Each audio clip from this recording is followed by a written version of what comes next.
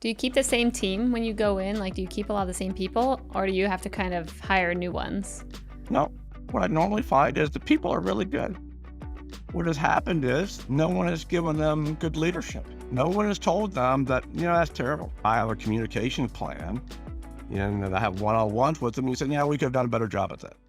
Or when it was a success, yeah, you do have a team meeting or your Friday afternoon session or whatever your thing is. You reward people publicly for a great job. I write notes, but I engage with folks walking around.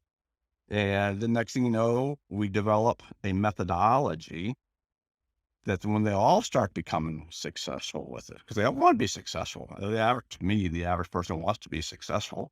And so there's a methodology of the system development life cycle. And it took a little coaxing. They didn't want to do it. Some people thought it was too restrictive. Others said it didn't tell me how to do my job. But then all of a sudden they started doing it. I said, humor, we're going to try once. They were successful. I said, we're going to do it 2 or 3 more times. A year later, we were putting so many products out the door successfully, on time, on budget, that my head of architecture, a great guy by the name of Nick Forte, came to me and said, we got a problem. I said, what's the problem? He goes, we got too many things going out the door at the same time. Our interdependencies aren't locked down. We said, all right, let's go lock it down. We had to move one ahead 2 weeks, one behind a week. I'm calling customers saying, going to move you back. Here's why. And they all got it. At the end of it, it was the team that was doing it and not me.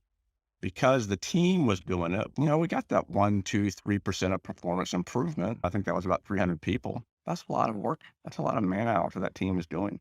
And I had folks saying, hey, we focus on revenue. Or one young man says, in my old position, we used to take our training and submit it to the state and they would reimburse us for it. And he says, I think we can do that here too for the training that Wyndham does as a hotel company. I go, really?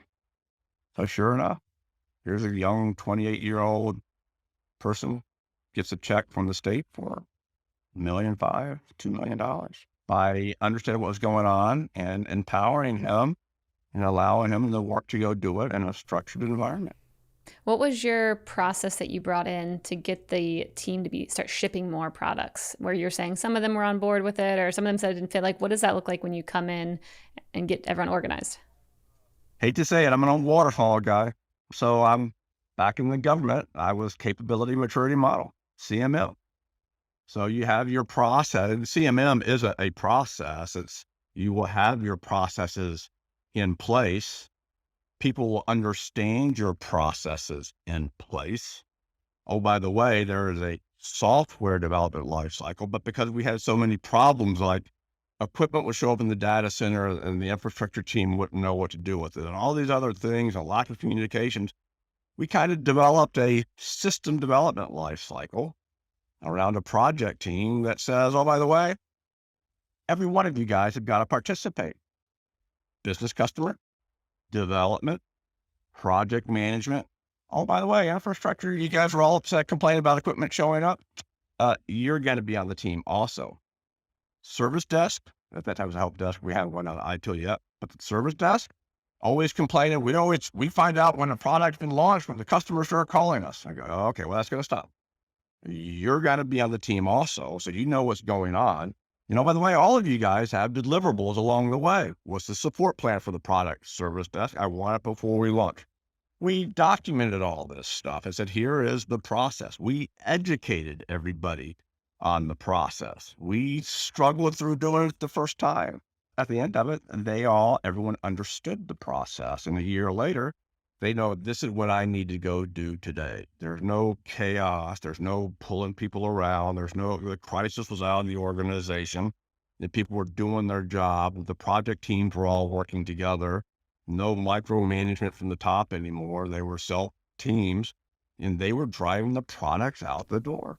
Because all of a sudden they're all relying on each other and they actually know who each other are Absolutely. and who owns Absolutely. what. And they're working together. It's a great thing. And then, oh, by the way, guess what? Sizing was done appropriately. Networking sizing was done. Security was in on it. Everyone knew what was going on. The customer had his things he had to go do along the way. And at the end of it, tests had to do their test plans along the way. And so once it went through all the development wickets, at the end, there's a go, no go meeting. Everyone votes. Do we go or don't go? But everyone is also ready. And then out the door it goes. We would version our processes too, because we would learn along the way. So version One was the first one. Then we learned a few things, and we came up with 1.1 and redid the documentation and then retaught everybody. So here are the new changes into it. And now we're meeting, a typical IT meeting, pizza, Mountain Dew, good time. Here's the changes, train them and off they go. And they'll have their documentation by their desk and stuff like that. That's awesome. Do you think there's value in having a cross-functional team to be able to like help pull all these units together? Or did you just kind of pull these teams together and just let them work it out? No, I'm a huge believer in a cross-functional team. I ended up using almost cross-functional teams everywhere I go. When I was at Friendly's here, when I first got in, operations wanted to go do something, and then all of a sudden the accounting team is saying, yelling, stop, stop, stop. We don't know if this is going to work. What about taxation? What about all this other stuff? Stop, stop. I said, enough of that. So as we started doing projects, and then it was business is there, accounting is there, the IT, the appropriate IT guys are there, and then there is a project team, and we meet every week. And oh, by the way, there is a project plan. Oh, you all helped create the project plan. We weren't mature enough to have a development cycle yet, but this is the project plan. And then the next thing you know is they're all accountable for their pieces. They're all delivering, and it goes out. Now, sometimes they gripe too many meetings, whatever. And you just kind of go and say, what would you rather have? Chaos, and you not know what the hell is going on, or would you rather have go to a couple extra meetings? Your choice. Let me know. If you want to go back to chaos, I can do that too. And they gotta go, well, okay. And then, oh, by the way, the other thing is the systems that are rolling out have business value. You're making money off of it. And they kind of go, wow, this is pretty good stuff.